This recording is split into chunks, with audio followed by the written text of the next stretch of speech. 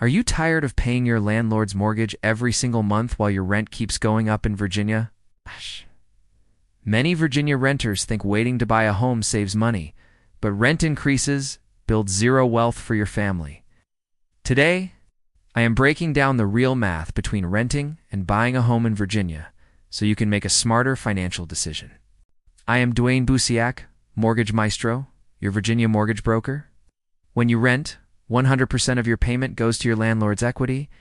When you buy a home, a portion of every monthly payment reduces your loan principal, helping you build generational wealth over time. In addition, real estate in Virginia has historically appreciated, meaning your home value can grow while your fixed-rate mortgage payment stays predictable. While homeownership comes with costs like property taxes, homeowner's insurance, and maintenance. Paying rent carries a 100% interest rate with zero financial return. Your qualification depends on income history, credit profile, down payment choices, and debt-to-income ratios. Understanding your options allows you to weigh short-term flexibility against long-term equity growth. Stop paying someone else's mortgage and start building your own future.